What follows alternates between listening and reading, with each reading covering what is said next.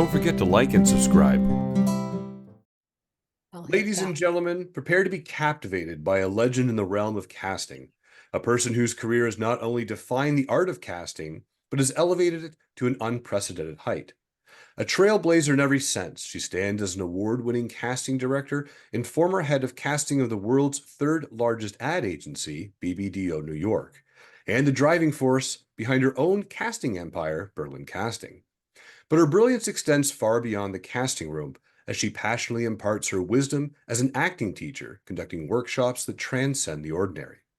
Her workshops are not just educational, they are transformative experiences designed to equip talent with the tools needed to conquer the nuanced world of on-camera commercials, improv, and voiceover. From beginners taking their first steps to seasoned actors sharpening their skills, these workshops are a beacon of knowledge, fostering an environment that is not only supportive, but fun, focused, and result-driven. Her illustrious career, spanning over 25 years, has garnered her a constellation of casting awards, including Clio, the Houston International Film Festival, Art Directors Club, Addy, and the International Film and Television Festivals. Her journey began in the bustling ad agencies in New York, where she ascended to the role of head of casting at the global powerhouse BDDO Worldwide, sharpening her profound understanding of the art of acting in television and commercials. Her teachings have been instrumental in shaping the industry's trend toward real, truthful, and connected performances.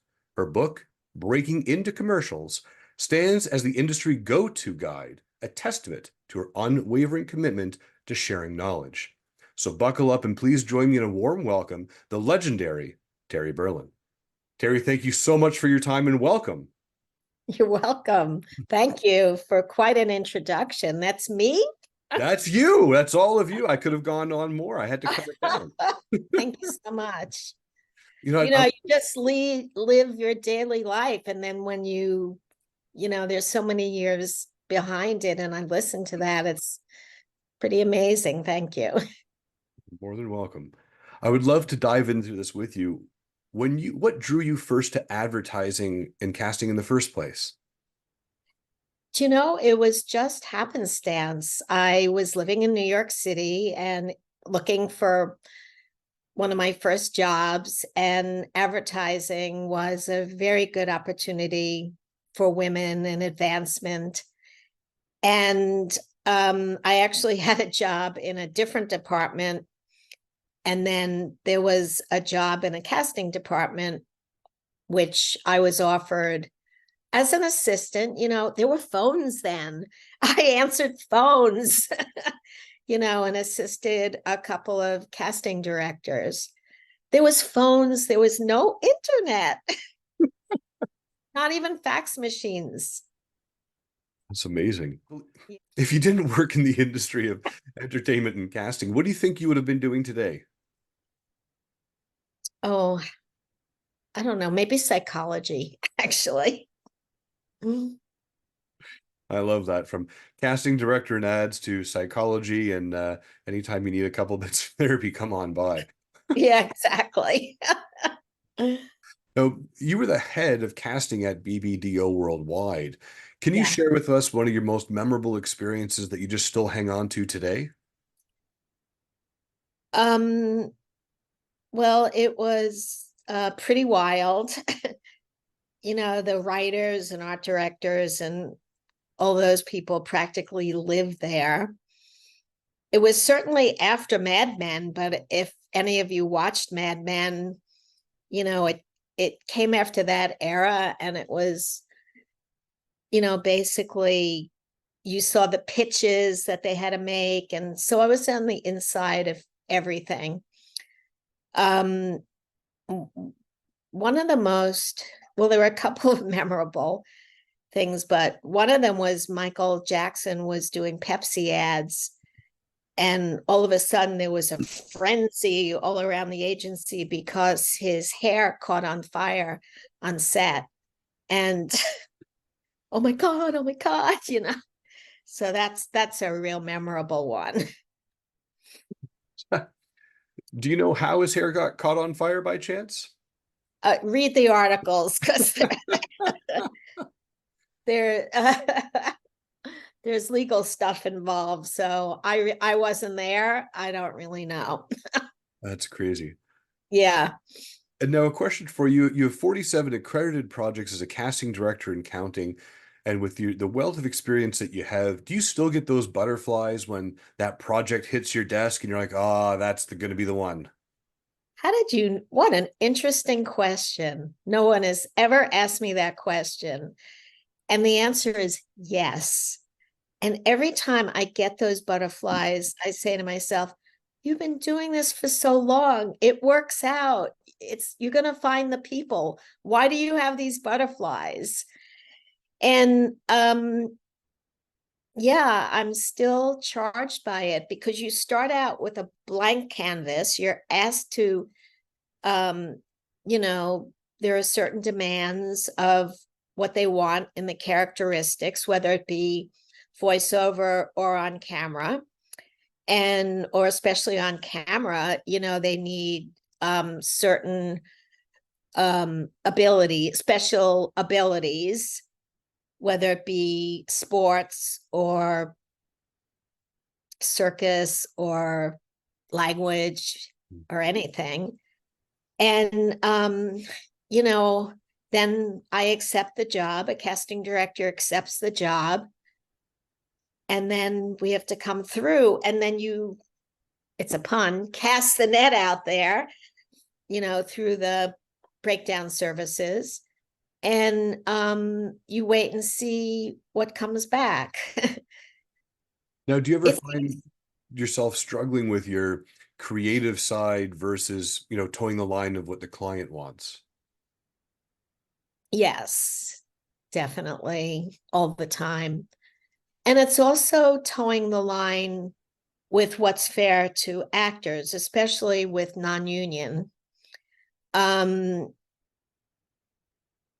you we want to go by the basic union rules and the basic payment that union gives actors, but of course it's going to be a little less usually when it's non-union. And I have to I toe the line with my clients, because if they ask for something ridiculous, I'll tell them, no, that's not going to happen. And, we have to keep adjusting it. So I have to have a balance of being very fair to the actors and also pleasing my client.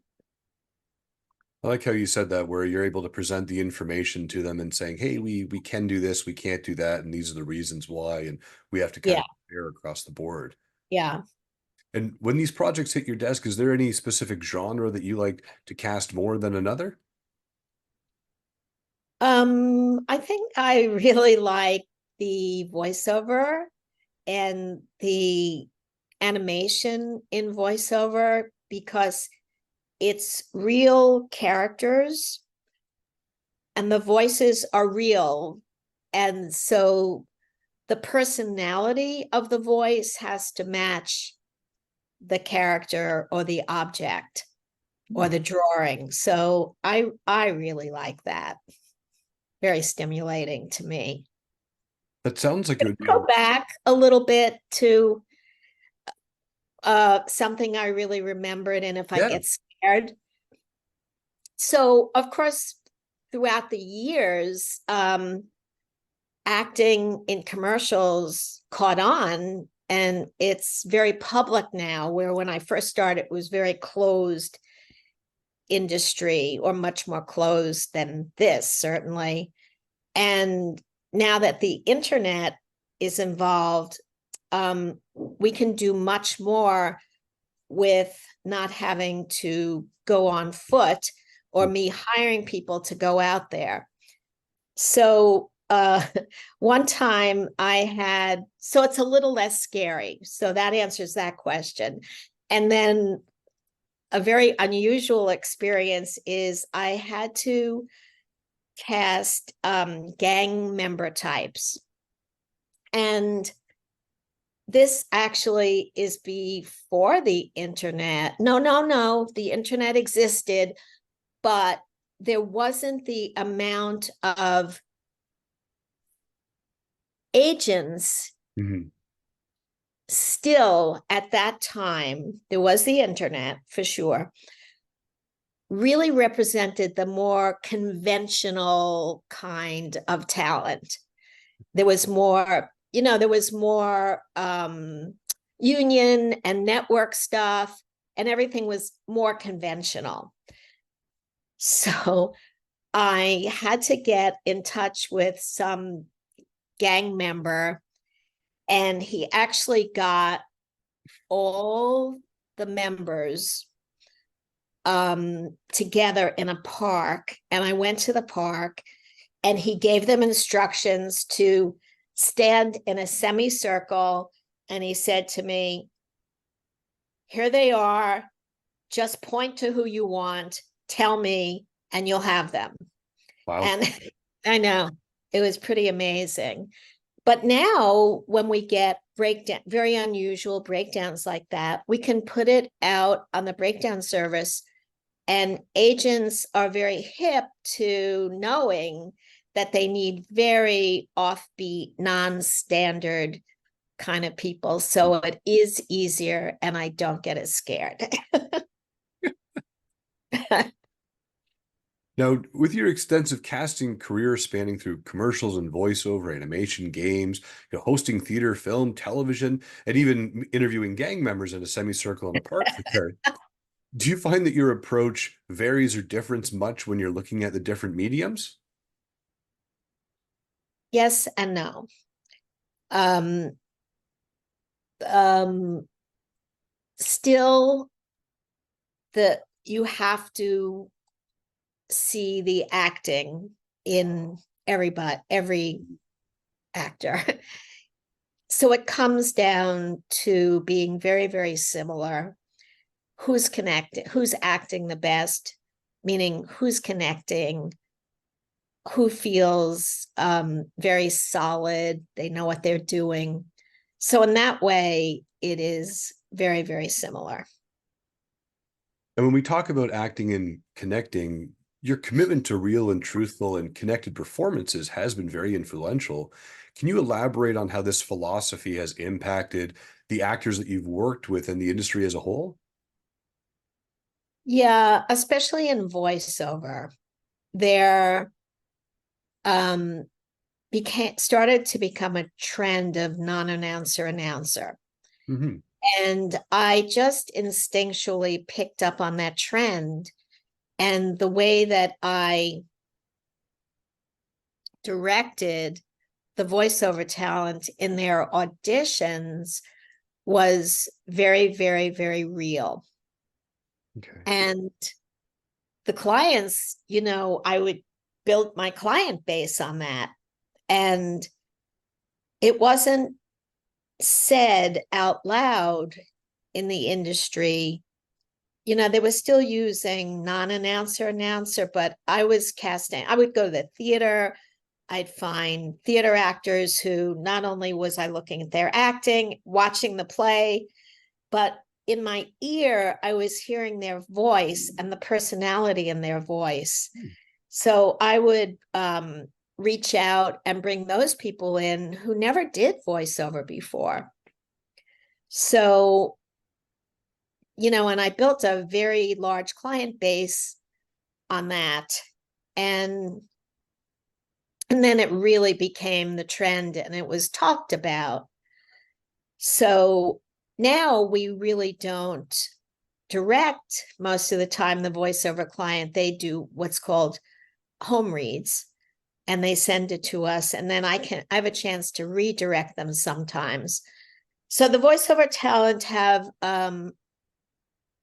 many, many opportunities, more opportunities than they used to, but they also have different challenges that they're definitely meeting than they used to have. And that is, they have to know how to direct themselves.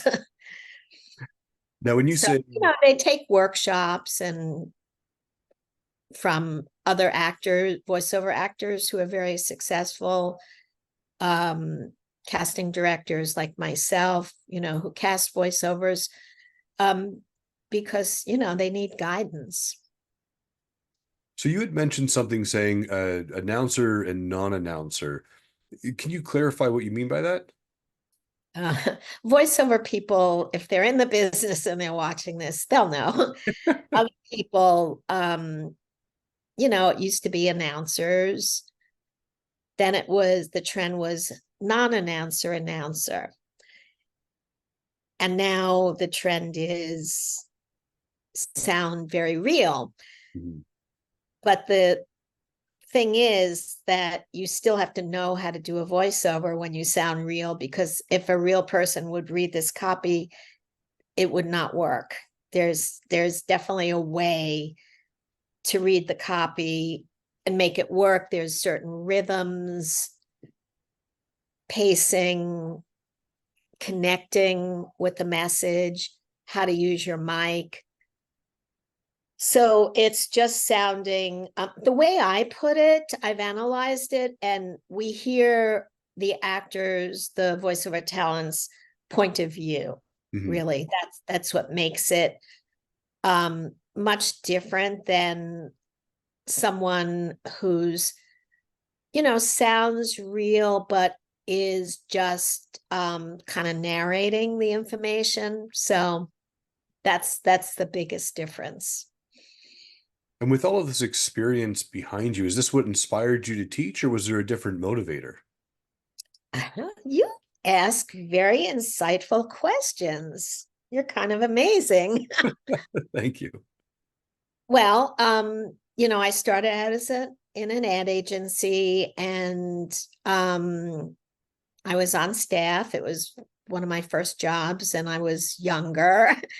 And I would go to these conventions, model and talent conventions, and meet all these school directors from around the country, and they would ask me to come and teach. And I already had my teaching chops under my belt, and I found it was easy for me at the time. Okay, I lived in New York City. Mhm. I would work, 9 to 6 or however, and then even as a casting director, you're never really off.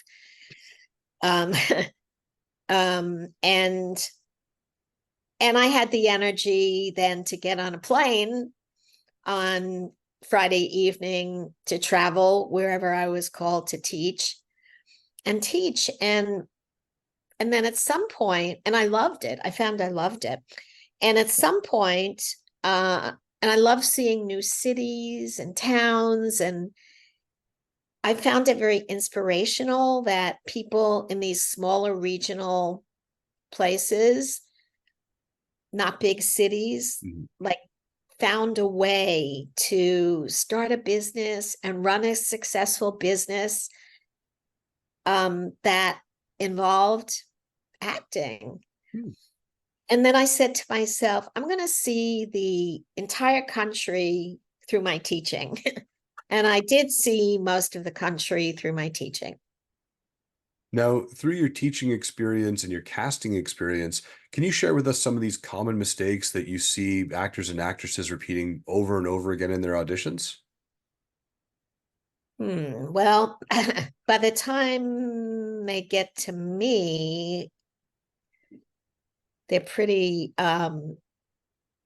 they don't make those kind of mistakes. But I'd say when people are learning, especially, well, first of all, they don't know what they don't know. And they think they can do it before they even know what it takes to do it, the techniques it takes. So I would say it's a big mistake if you take one class, one training, and you think, that's it, I know it all, because it's not possible.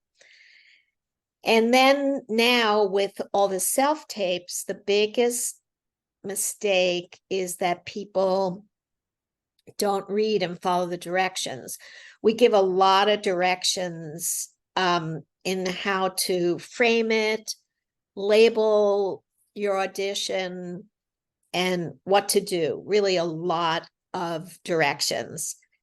And the reason we do that is the actors are now part of our organizational system, really. You know, actors, those actors who are watching this, we are a team. We are really a team. And I guess it's a good time for me to say a casting director is nothing without a good actor. Mm. So you should feel very, very, very part of our team. So in the beginning, you know, I think actors don't understand like why we're giving so many directions and why they would have to follow these organizational directions. So that's a big mistake. Now, when you talk about sending out these directions that come on the breakdown and certainly come with the audition piece, and with this era of self-tapes and even virtual workshops, you as a teacher, have you adopted any new teachings or methods to align with these trends? Yeah, all of it. I actually like teaching for what's going on now in reality. In auditioning, it's much better to take a workshop online. Mhm. It's better for me to teach online because it's in line, it's aligned with what's going on in the industry.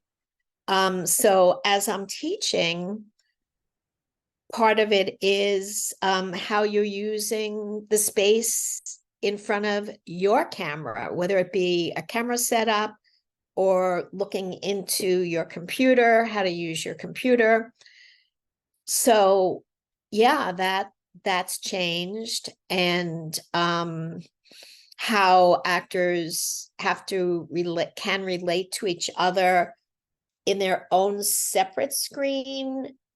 We practice improvs where I'll have three actors at the same time on the screen, how to relate to each other when you're not in the same room, so you feel very related. And that's how you actually audition now. You don't come in on the first call usually. Callbacks, most of my callbacks on camera are still in person, most of them. And I do like that because when we had people come in on the first call, it was typically, it could be easily 195 people a day.